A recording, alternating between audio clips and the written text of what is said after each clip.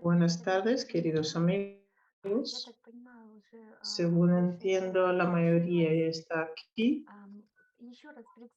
Voy a presentarme otra vez mientras la otra gente se está conectando. Me llamo Olga Armenkova. Soy profesora de la Universidad de San Petersburgo, de la Facultad de Filología, y también soy guía e intérprete en San Petersburgo. Hago recorridos y visitas guiadas en San Petersburgo y afueras. Para los que se hayan unido solamente hoy, que me gustaría recordarles que es la última charla de nuestro ciclo de la historia de San Petersburgo. Este ciclo consiste de 3 charlas básicas. La primera fue dedicada al siglo XVIII, la segunda al siglo XIX, y llamé las 2 primeras charlas el siglo de oro y el siglo de plata en la historia de San Petersburgo, ya que el siglo XVIII es el siglo del barroco, de los palacios, de las residencias veraniegas. El siglo XIX es el de la construcción de iglesias y catedrales, de edificios administrativos, y el siglo del clasicismo en la arquitectura. La charla de hoy está dedicada al siglo XX y la he llamado el siglo de las pruebas, porque la historia de la ciudad del siglo XX es intensamente relacionada con las peripecias históricas vividas por Rusia en el siglo XX. Y como San Petersburgo, según el decreto de Pedro I, su fundador, se convirtió en la capital del Imperio Ruso, San Petersburgo, como capital, siendo capital, experimentó con una especial intensidad los acontecimientos históricos que tuvieron lugar a principios del siglo XX. Por supuesto, la imagen de la ciudad, la arquitectura, también recuerdan y siguen manifestándonos las huellas de aquellos eventos trágicos. El primero de aquellos eventos que le voy a explicar es el 9 de enero de 1905, un acontecimiento que fue conocido en la historia rusa como el llamado Domingo de Sangre. Las condiciones de la vida y de la labor de los trabajadores, los obreros del barrio Nevsky, y decíamos en la charla anterior que el siglo XIX se caracterizaba por la construcción industrial muy intensa y se construían muchos canales artificiales para la industria, numerosas fábricas, hubo un boom industrial. San Petersburgo siempre fue una ciudad-puerto y muchísimos barcos llegaban y se construían nuevos puertos industriales. Entonces las condiciones de la vida de los obreros eran lamentables y para los principios del siglo XX se descubrió que había muchas contradicciones sociales. Aquello llevó a que el 9 de enero de 1905 los obreros se reunieron para presentar una petición al zar, pero fueron dispersados con las Fuerzas Armadas y muchos perecieron ahí. Por tanto, aquel acontecimiento se llama el Domingo de Sangre en la historia rusa.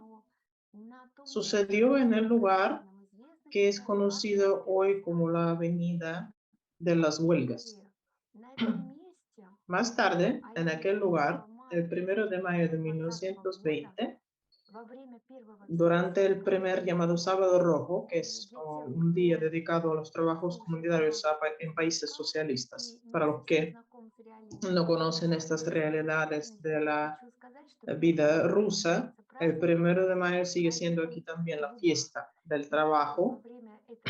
Entonces, durante el primer sábado rojo, 1 de mayo de 1920, fue fundado un parque en aquel lugar que se llama el Jardín de la Conmemoración de las Víctimas de la Masacre de 1905. Les voy a enseñar una foto de hoy de la reja de este parque.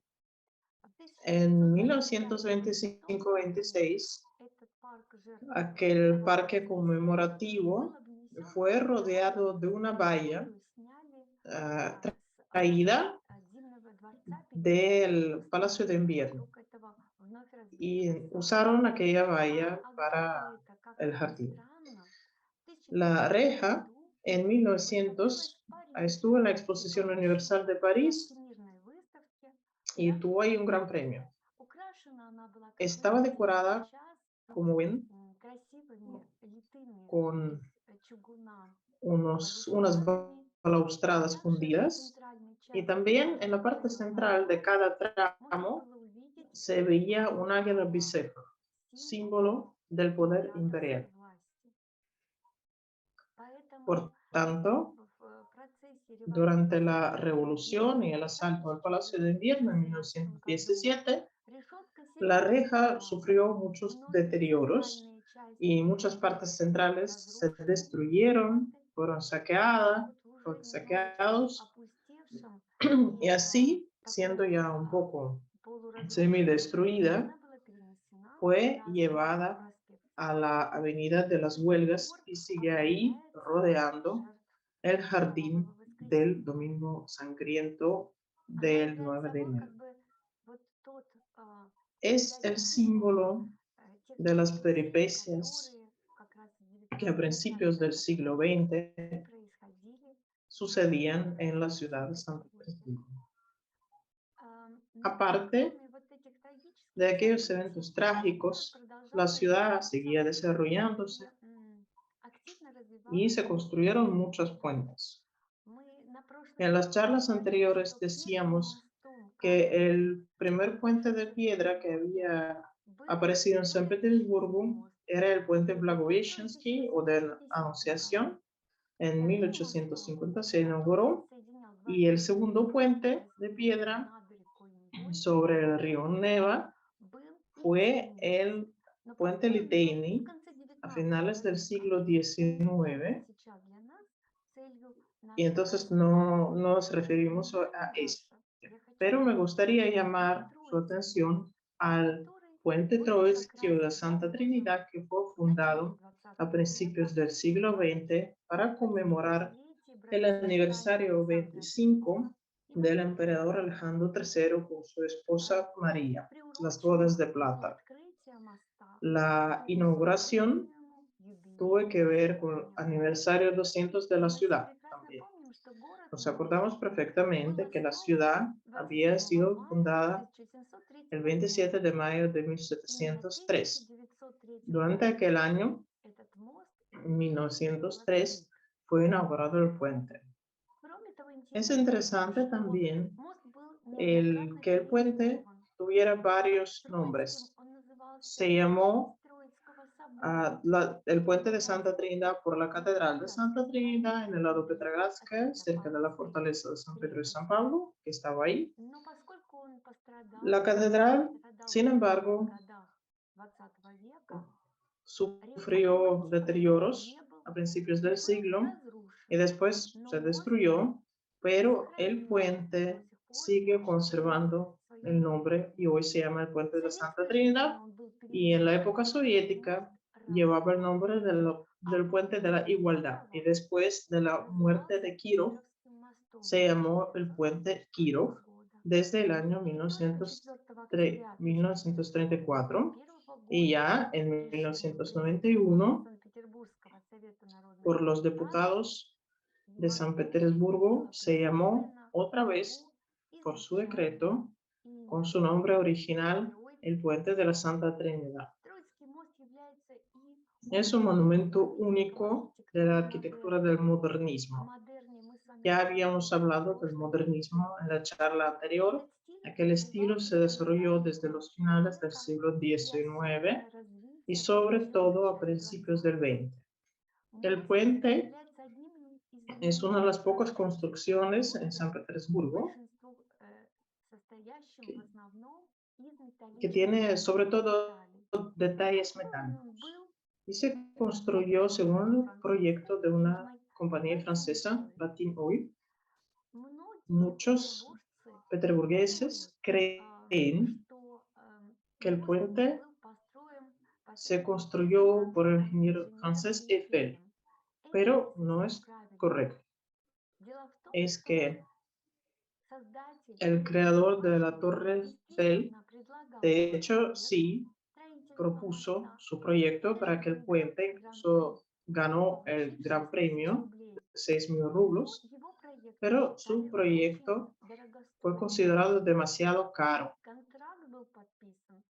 Y otra compañía francesa, Batin Oil, tuvo el contrato, pero con la condición de que toda la producción iba a estar en Rusia, con los materiales rusos y con los obreros rusos.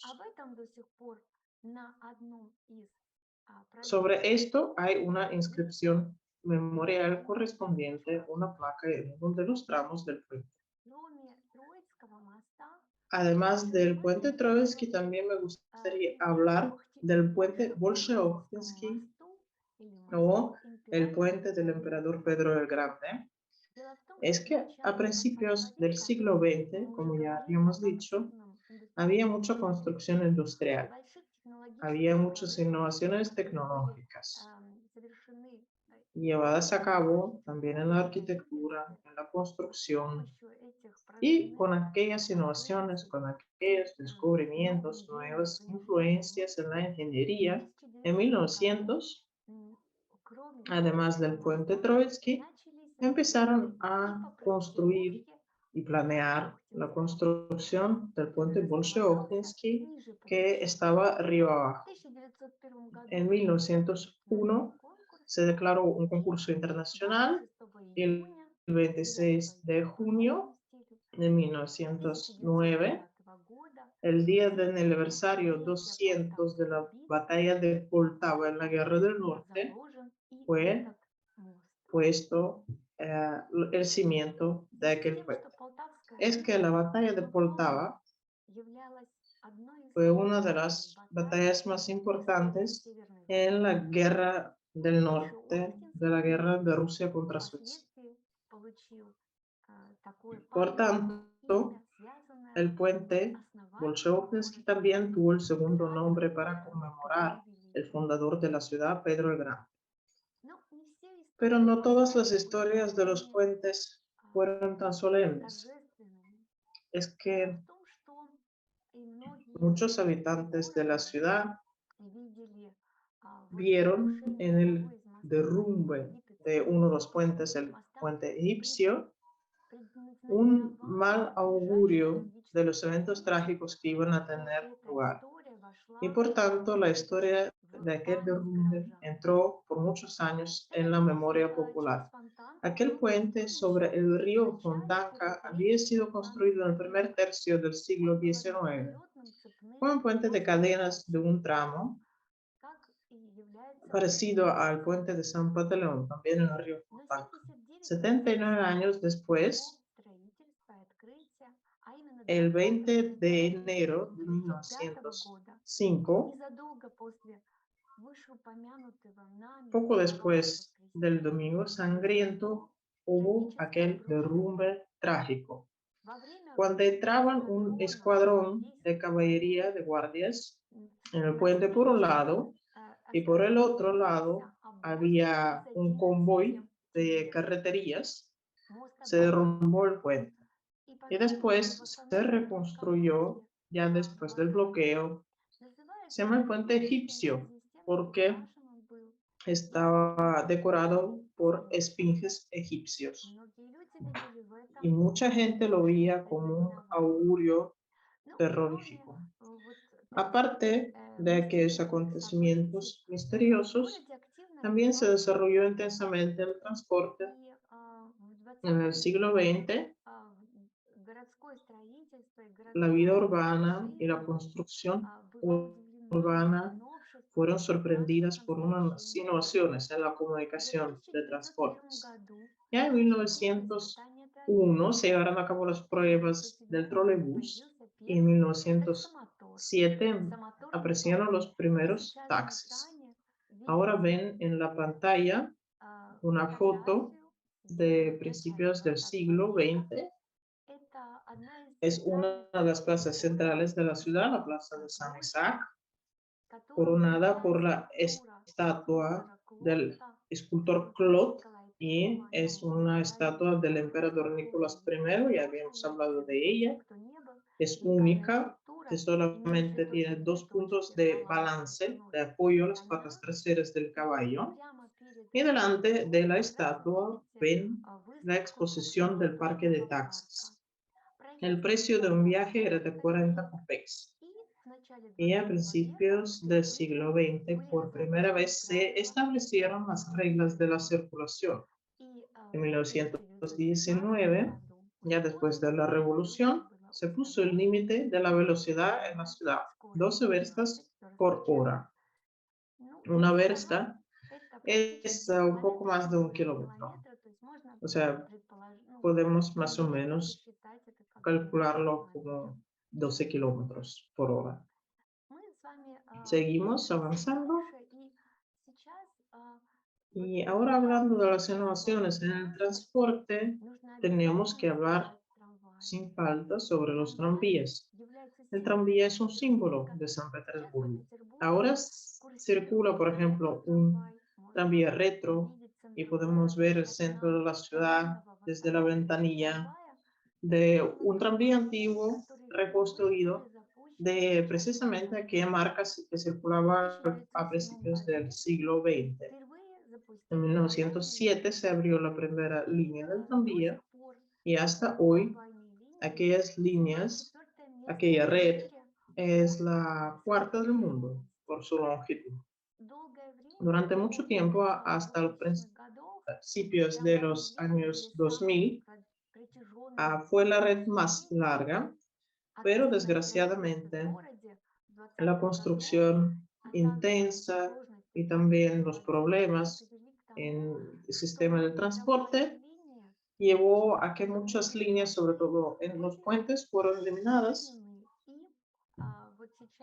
Y ahora la red de San Petersburgo tiene la plaza cuarta del mundo por su longitud.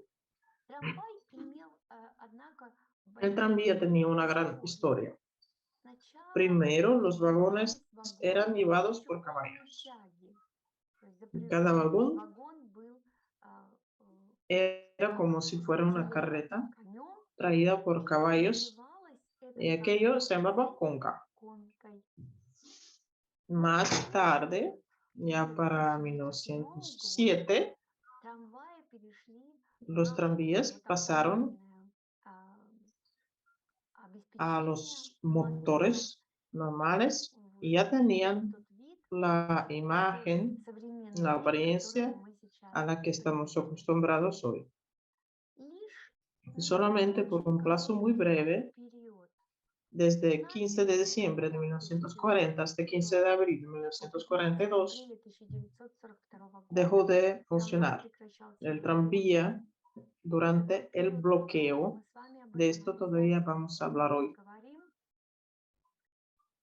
Y en el paseo del río Fontanka, con los esfuerzos de los ingenieros del bloqueo, se construyó una estación eléctrica y dieron electricidad en abril de 1940 y empezó a funcionar de nuevo el tranvía. Y para los leningradenses, sobre todo para los que sobrevivieron al bloqueo, el tranvía se convirtió en el símbolo de esperanza de que el bloqueo iba a terminar y la ciudad iba a regresar a su vida cotidiana.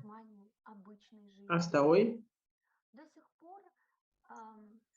en el barrio de Avtovo, cerca del cementerio Krasnikoye, en aquella misma avenida de las Huelgas, está el monumento al tranvía de Leningrado. También deberíamos hablar sobre la arquitectura del siglo XX. Y empezando la historia de la arquitectura del siglo XX, también me gustaría tocar un poco las búsquedas que reinaban en el arte y las metas que había en el arte para los artistas y arquitectos y escultores de San Petersburgo y que ellos encontraban en el estilo nuevo que era el modernismo. El modernismo en San Petersburgo, como habíamos dicho la vez pasada,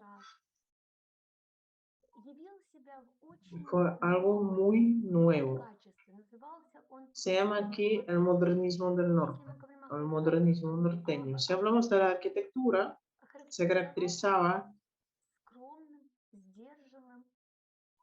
con un estilo moderado y elegante.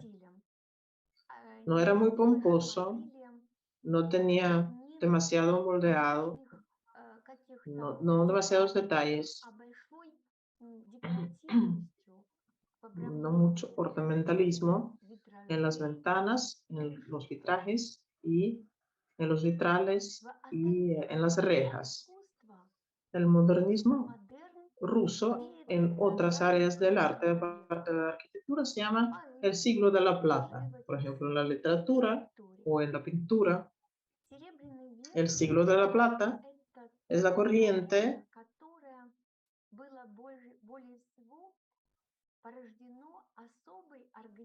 que se caracterizó por una organización especial de los artistas que se formó en San Petersburgo para los principios del siglo XX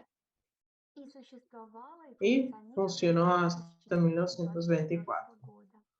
Aquella unión se llamaba El Mundo del Arte y tenía una revista y trabajaban ahí los famosos mecenas, por ejemplo, Diaghilev, artistas como Benoit o como Konstantin Somov o Leon Bakst y muchos otros artistas. Y su objetivo principal, los representantes del mundo del arte lo veían como la presión del arte puro, no utilitario, y se contraponían al academismo y a la corriente que se llamaba los peredvishniki, que intentaban acercarse al realismo. Aquel arte puro, no utilitario, se convertiría en la corriente principal del desarrollo de la mente artística a principios del siglo. He aquí unos ejemplos de la arquitectura de principios del 20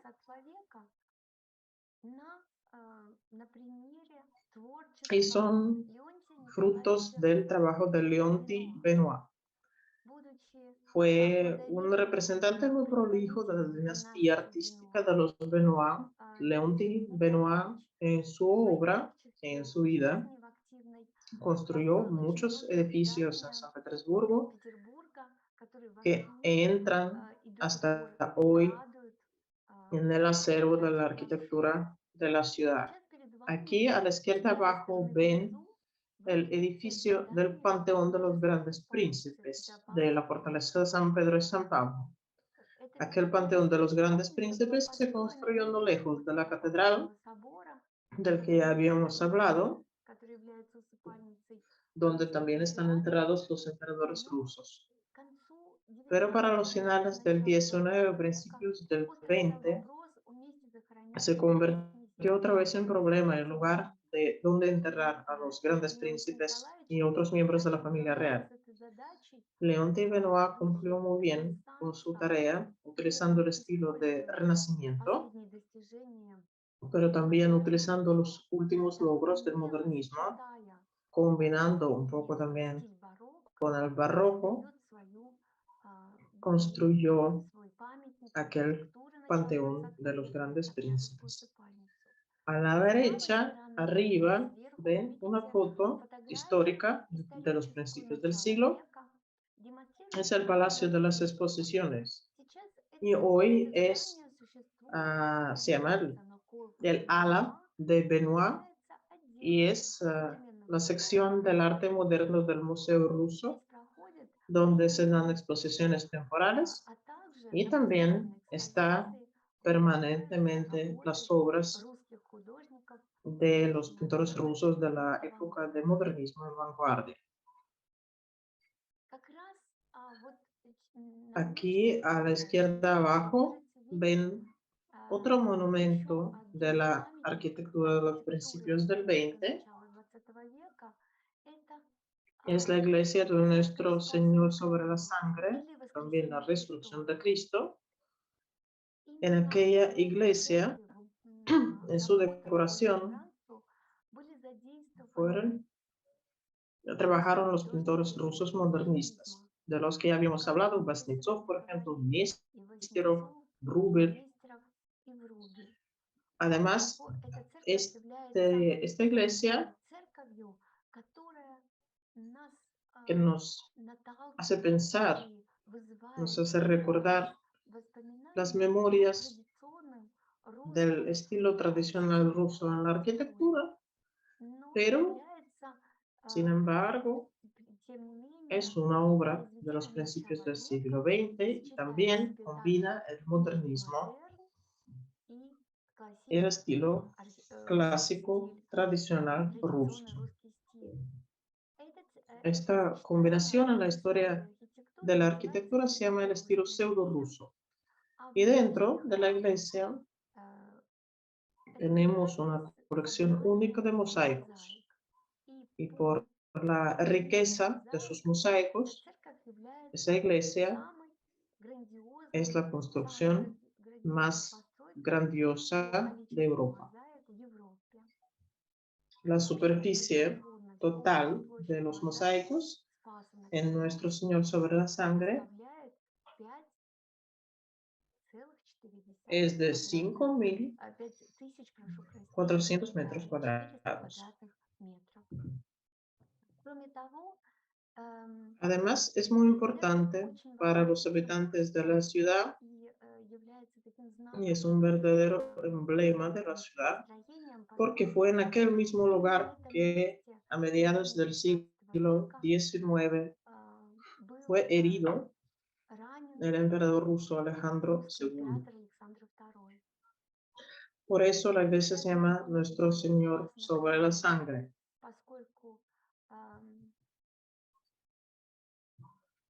Porque el emperador, después de herido, habiendo perdido mucha sangre, fue llevado al palacio de invierno donde falleció, pero la gente que se había reunido en aquel lugar y que creían que iban a salvar al emperador, juntaron dinero para construir una capilla y ya para 1907 también con el dinero popular, de la colecta popular, se construyó una iglesia entera. Además, hablando sobre los acontecimientos del siglo XX, con el ejemplo de aquella iglesia podemos mostrar muy bien la génesis de los locales de las iglesias. Después de la revolución se prohibió la religión, no había servicios litúrgicos y los locales de las iglesias se utilizaron para fines diferentes. Por ejemplo, en Nuestro Señor sobre la sangre estuvo un almacén. Algunas iglesias se usaron como piscinas, por ejemplo. Tenemos una iglesia luterana que fue piscina en la avenida Nevsky. En algunas estuvieron cines, por ejemplo, en la Catedral Marítima de Kronstadt, o pistas de patinaje sobre el hielo, como la iglesia de la Anunciación. Después de la Gran Guerra Patria, de eso también vamos a hablar, muchos edificios se reconstruyeron y Nuestro Señor sobre la sangre también se reconstruyó y ahora es una sucursal de la Catedral de San Isaac, museo. Además, sigue habiendo liturgias y nuestro Señor sobre la sangre combina las dos funciones. Es como si fuera la catedral de la Iglesia Ortodoxa rusa y también uno de los museos más atractivos y lugares de interés más atractivos en San Petersburgo. A la derecha ven una foto antigua de principios del siglo. Es la iglesia de la resurrección del arquitecto Grimm. Está en el canal Obvodny y es apodada la iglesia de un copec, porque también fue construido con una colecta popular. Tenemos que hacer una conclusión a lo que ya hemos dicho. A principios del siglo XX hay una construcción activa, intensa, de iglesias del estilo pseudo-ruso, como aquella iglesia que ven a la derecha de la resurrección de Cristo. Eso está relacionado con el auge del espíritu nacional, del regreso de los arquitectos rusos al estilo tradicional y el redescubrimiento del estilo nuevo pseudo-ruso. Pero aparte de las iglesias ortodoxas rusas, también se construyen templos de otras religiones. Petersburgo orgullosamente puede llamarse la ciudad de todas las religiones. Hasta hoy conviven muy bien y le dan un toque especial al paisaje, templos muy diferentes. La mezquita principal se construyó a principios del 20, en 1909, 1920, también dentro del estilo del modernismo del norte. Es asombroso cómo una mezquita refleja esa síntesis tan curioso. Ven también unas decoraciones de la bóveda por dentro de la cúpula.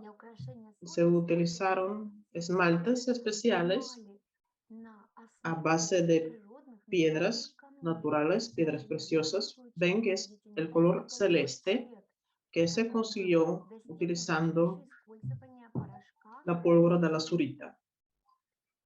Así se ve también la cúpula por fuera y los alminares de la mezquita. Desgraciadamente, la foto histórica no refleja el color, pero les quiero decir que la mezquita siempre nos alegra la vista, aunque haga mal tiempo. Contra el cielo gris del otoño petersburgués, siempre vemos la cúpula celeste de los esmaltes de la mezquita.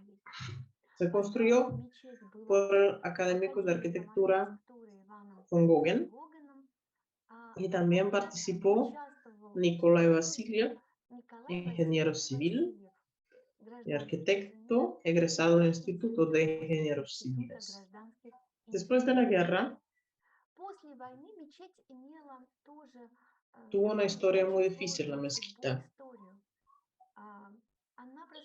Hasta el mayo de 1941 existió y después se entregó al Museo de la Religión. Pero como saben, en junio de 1941, cuando llevaba un año siendo parte del museo, empezó la guerra y después de la guerra fue entregado como una sala de exposiciones al Museo Hermitage. Y solo en 1957 fue reentregado otra vez a los creyentes. Aparte de los templos ortodoxos y musulmanes, aparece en San Petersburgo también un templo budista. No es solo un proyecto arquitectónico, sino también un fenómeno único en San Petersburgo. Es el único Datsán, el único templo budista en el territorio europeo de Rusia. Su proyecto se elaboró en 1909 por el arquitecto Baranovsky y participó un estudiante del Instituto de Ingenieros Civiles Berezovsky. El primer servicio tuvo lugar el 21 de febrero de 1913 para conmemorar el aniversario 300 de la dinastía de los romanos. Se celebró aquel aniversario por toda Rusia y, por supuesto, San Petersburgo, como capital del imperio, celebró con especial ahínco. La estatua de Buda fue regalado por el rey de Siam, Rama V, y se consagró el templo el 10 de agosto de 1915. El destino del templo budista también fue muy contradictorio, pero ahora pertenece otra vez a los creyentes y funciona como templo budista. Concluyendo lo arriba dicho, me gustaría también añadir una nota a la historia de nuestra ciudad de principios del siglo XX. Hemos dicho que los eventos trágicos pasaban a principios del siglo como augurio de las nuevas peripecias, no solamente en la vida de la ciudad, sino del país entero, pero como contrapeso, una activa vida espiritual urbana se reflejó en la construcción de los templos, y aquella vida espiritual sobre todo se manifestó no solamente en las iglesias cristianas, sino también en templos de otras religiones. Aparte, también se construyó mucha escultura urbana. Aquí ven varios monumentos a Pedro I, cerca del puente Bolshoi, y el Malecón Nacional, y también un monumento a Alejandro III, que fue puesto en la plaza frente a la estación de trenes de Moscú. Ahora está en el patio del Palacio de Mármol.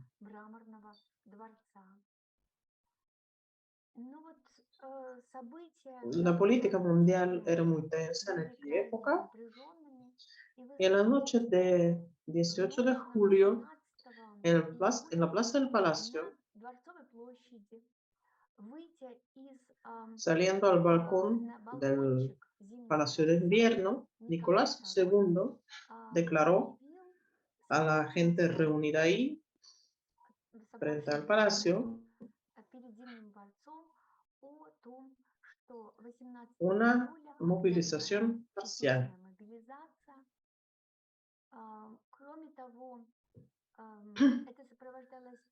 A la vez se llevaban a cabo negociaciones con el gobierno alemán, pero el 19 de julio, el embajador de Alemania en Rusia, Friedrich Portales, se presentó en el Ministerio de Asuntos Exteriores y entregó a nuestros diplomáticos la declaración de la guerra. Según las memorias de los contemporáneos, estaba muy conmovido y lloraba entregando la nota de la declaración,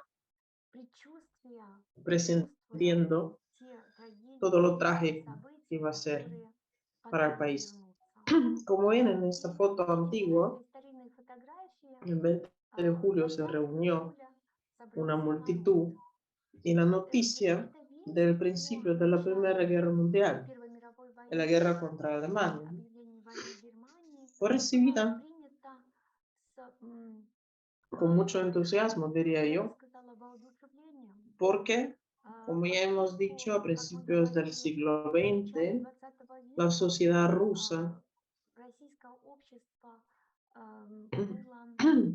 experimentaba un auge del espíritu nacional. Se desarrollaba la industria, el nivel de la vida crecía, se abrían muchas instituciones nacionales, como por ejemplo el Museo Ruso, el Museo Antropológico Ruso en San Petersburgo. Pues la noticia fue recibida por el pueblo reunido en la plaza del Palacio con mucho entusiasmo. Pueden ver la unidad en las caras, unanimidad en las caras de la foto.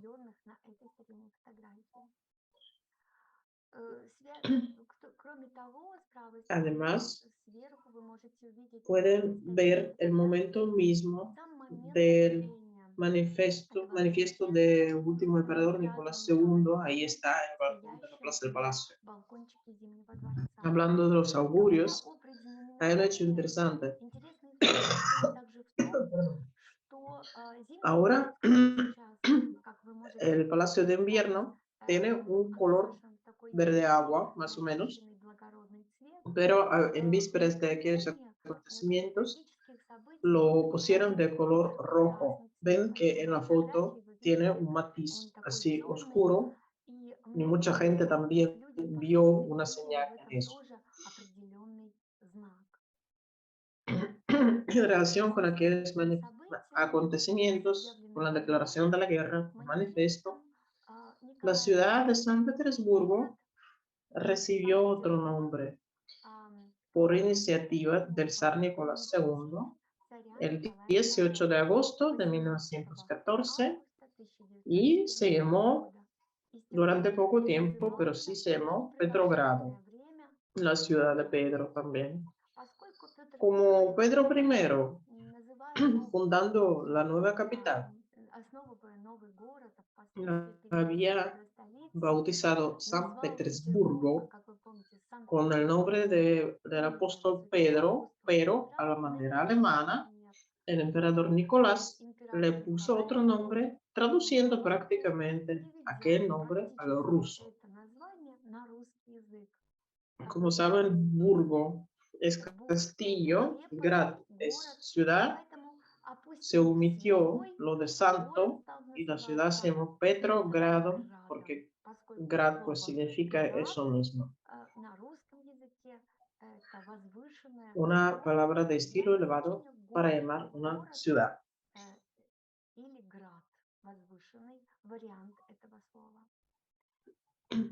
Además, la prueba del entusiasmo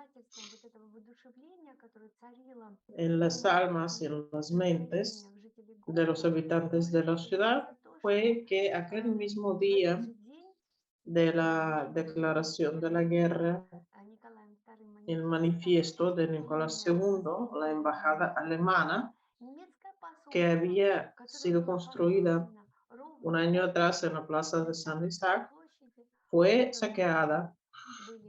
Destruyeron la decoración interior, destruyeron los muebles de la embajada alemana, del arquitecto Behrens. Ven aquí una foto a la derecha abajo.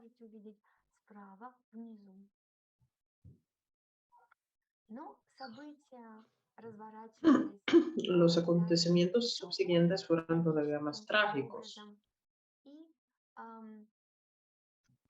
Y el siguiente fue la Revolución de Febrero. La Primera Guerra Mundial terminó en una derrota. Para el Imperio Ruso, el nivel de la vida cayó. Según las memorias de los testigos, había un caos en el ejército y la ciudad cayó en la revolución. San Petersburgo, entonces Petrogrado, era capital de la ciudad, del país,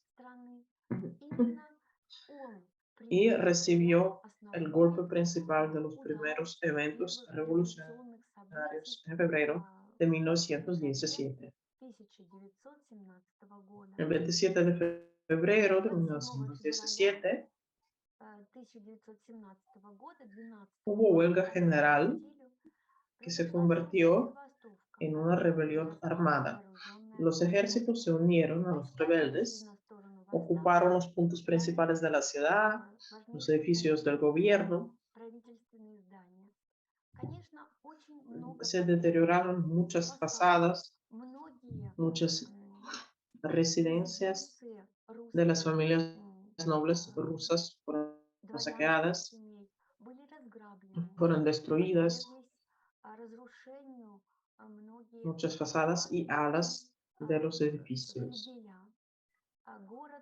La ciudad era sometida a un caos revolucionario.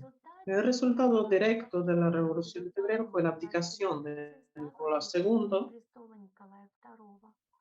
Es sorprendente que acaba de celebrarse el aniversario 300 de la dinastía de los romanos. Aquella misma dinastía dejó de gobernar y el gobierno provisional tuvo el poder. Siguieron todavía otros acontecimientos más trágicos. Hubo motines contra revolucionarios y el gobierno provisional durante la Revolución de Octubre de aquel mismo año fue derrotado. La Revolución de Octubre, el 25-26 de octubre, los rebeldes ocuparon el Telegrafo Central, la estación de trenes Ismailovsky, que ahora se llama Baltiski, controlaron los puentes, bloquearon todas las escuelas de cadetes. También en Kronstadt, el Comité Central de la Marina del Báltico, sus barcos también se unieron a los rebeldes. El 25 de octubre a las 9:40 de la noche, como ven, hubo el famoso cañonazo de nuestra historia, el cañonazo del crucero Aurora, que fue la señal para asaltar el Palacio de Invierno. El gobierno provisional fue detenido y también el 25 de octubre a las 10:40 de la noche tuvo lugar la reunión de los soviets, donde se declaró el poder de los soviets, el poder soviético. Así terminó la revolución y el poder pasó a los bolcheviques, al partido de los bolcheviques, y se declaró el llamado terror rojo.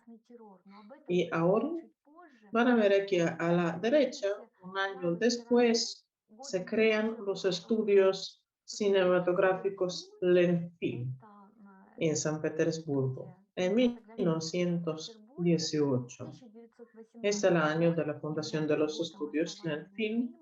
Y aquí a la izquierda un fotograma de la primera película que se llamaba Congestión, 1918, y a la derecha están los acontecimientos revolucionarios. En los primeros fotogramas de la película Octubre de 1927, rodada también en los estudios Lenfilm. Hay memorias contradictorias sobre si hubo asalto o no hubo asalto, pero de alguna manera u otra, el palacio fue bombardeado por parte de la fortaleza de San Pedro y San Pablo. La fachada sufrió mucho deterioro, los moldeados y las esculturas en el tejado también sufrieron muchos deterioros. Los rebeldes armados irrumpieron el palacio y arrestaron el gobierno provisional. Podemos afirmar con cierta medida de verosimilitud que aquellas secuencias, aquellos fotogramas de la película son bastante realistas. Hablando de la historia de la ciudad, no podemos dejar de mencionar el líder de la revolución, Vladimir Lenin, Lenin Ulyanov. Sigue habiendo gran cantidad de placas memoriales y monumentos a Lenin, en total más de 150. Y afortunadamente es algo que caracteriza a San Petersburgo, que como una ciudad que valora su historia. Ningún monumento a Lenin fue destruido. Algunos se trasladaron, se inauguraron incluso varias placas memoriales nuevas durante la historia de San Petersburgo. Y ahora vemos uno de los primeros monumentos inaugurados a Lenin en la plaza frente a la estación de trenes Finlansky, En 1919 ya se estaba planeando aquel monumento y se inauguró. En 1957 también fue complementado por una locomotora original. El gobierno de Finlandia le regaló a la Unión Soviética la locomotora en la que Lenin regresó de su exilio. Y la locomotora sigue estando también frente a la estación de trenes Finlandia.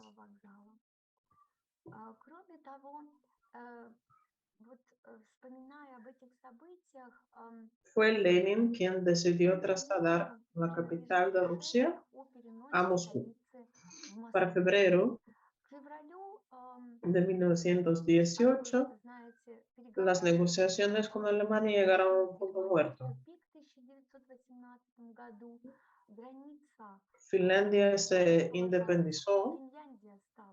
La frontera estaba muy cerca ya de Petrogrado y se decidió el 24 de febrero aceptar todas las condiciones de Alemania. Aquel mismo día se conquistó la ciudad de Pskov. El 26 de enero, teniendo en cuenta una amenaza para la capital, Lenin emitió un decreto secreto sobre trasladar el gobierno a Moscú. Secretamente, todos los documentos necesarios fueron llevados a un tren, y aquel tren que tenía el número 4001, el 10 de marzo del año 18 fue a Moscú. Ven en la foto el tren blindado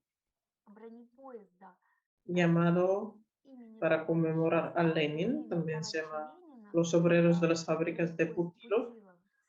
Es un prototipo del tren que llevó el gobierno soviético de Petrogrado a Moscú. Simplemente es uno de los trenes blindados más famosos. ¿De qué época? Que participó activamente en la guerra civil de Rusia. Por tanto, esta foto nos puede dar una imagen aproximada de cómo se vio aquel tren que llevaba el gobierno de San Petersburgo a Moscú. Después de la muerte de Lenin, y Lenin murió en la región de Moscú por un ictus el 21 de enero de 1924. No es un secreto que hubo varios intentos de asesinarlo también, y en uno de aquellos intentos fue herido, y algunos llamaron mortal aquella herida, y las consecuencias se reflejaron en su salud. Entonces, en enero de 1924, se empeoró su estado, que es lo que llevó a su último ictus y a su fallecimiento. En Moscú hubo una despedida del líder del proletariado. Según los historiadores de aquella época, muchos lloraban. Fue de verdad un luto para muchas personas. Los historiadores de hoy consideran que aquella tragedia popular, aquel sentimiento estaba relacionada con que realmente querían llorar los acontecimientos trágicos de las últimas décadas.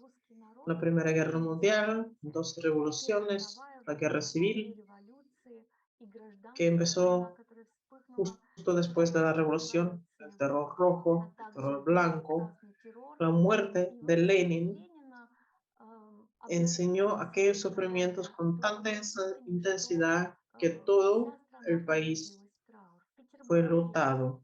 En San Petersburgo, al día siguiente de la muerte de Lenin, hubo una marcha funeral, como ven en aquella foto histórica.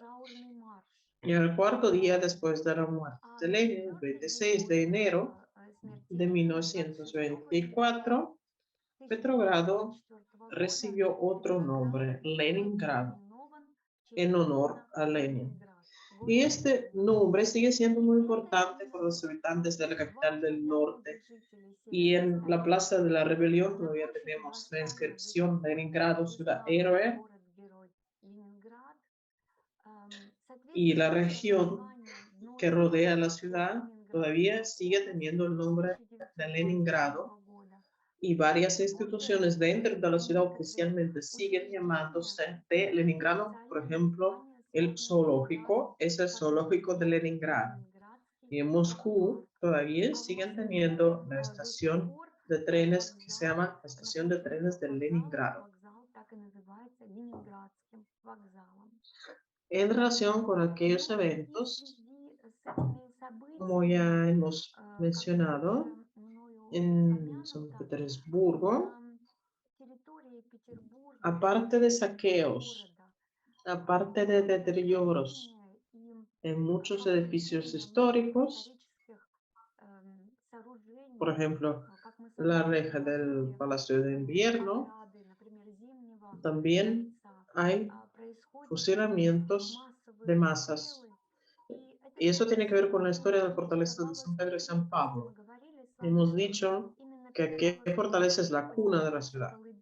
Y la fundación de la fortaleza es, de hecho, la fundación de la ciudad misma.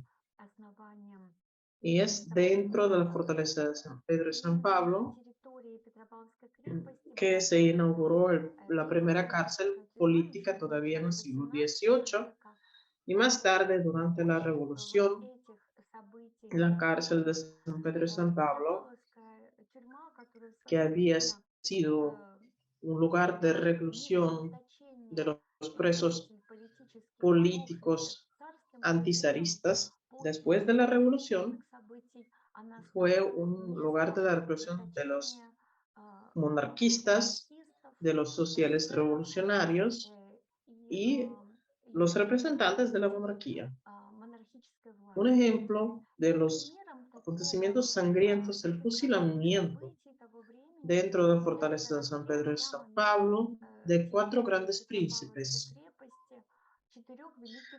que fueron enterrados en una fosa común con otros oficiales, que eran 13, y las recientes excavaciones dentro de la fortaleza que se llevarán a cabo por el Departamento de Antropología y Arqueología de la Universidad de San Petersburgo confirmaron la existencia de aquella fosa común.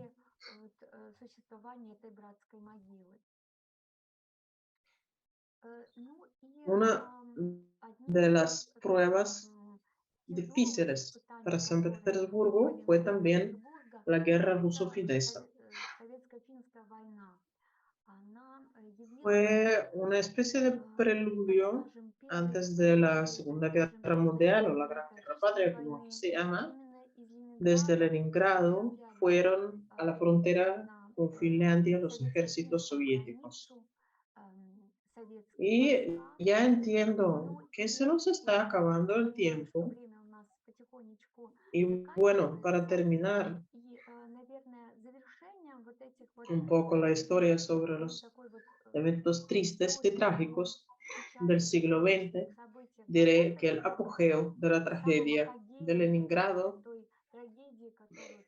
fue la Gran Guerra Patria, que habiendo empezado el 22 de junio de 1941, se convirtió inmediatamente en amenaza para la existencia de la ciudad. Ustedes saben que el objetivo de los nazis fue borrar Leningrado de la faz de la tierra, como Hitler mismo decía.